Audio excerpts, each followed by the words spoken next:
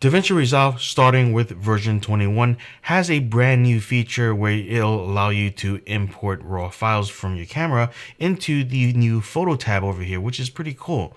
One of the things that I'm wondering about is if my new Sony a7 IV is compatible with DaVinci Resolve. When I was using Darktable, it was compatible with my Sony a7 III, but not the a7 V. Who knows, maybe Darktable will support it in the future, but the a7 V as of now is not supported. So let's see if it's supported. I have some files from the a7 V directly, and I'm going to drag this into the photo album here. As you can see, the a7 V files are recognized and supported, and that's awesome.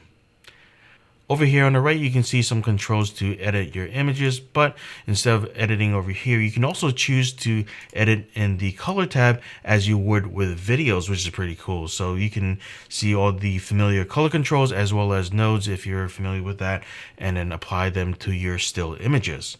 I'm going to go back to the photo tab, and I'm going to add a couple of more images.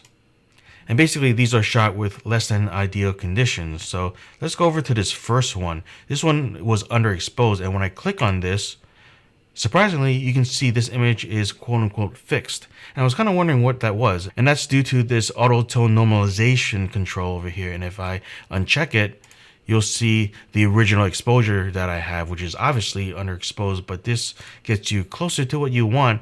And that's how DaVinci Resolve kind of nudge you along the way to help you out. So that's pretty cool. Let's check out this next one. This one has a lot of overexposure just from the sun shining in through the glass door. And if I try to go to the color tab, and then under this highlight control, if I try to recover, as I'm moving down the brightness, you can see on the right with the parades indicating that there's clipping, and there's nothing we can do to fully recover from this. So we're just going to leave that alone. This is just to demo some of the editing options that are available. Again, you have some of the other controls that you can use over here that you can adjust the colors, but we're not going to touch that. And then when you go to the Deliver tab, you can choose either to batch export everything or just select photos.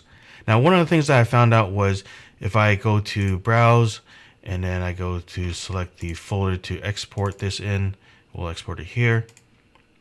If I add this to the queue and I'm choosing to export everything with high quality and the original size, hitting the render all button will attempt to export, but then eventually it will fail.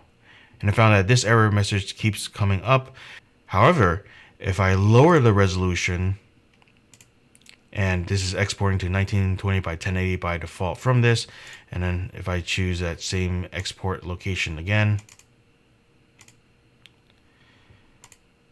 if I try to render job 2 now with those new settings, and I'm going to replace any existing files that are out there, you can see that it is now successful. And if I open this location, you can see that it has successfully exported the images without any errors.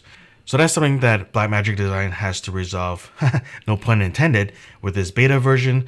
I did see some people asking the same question in Reddit, so I guess it's not just me.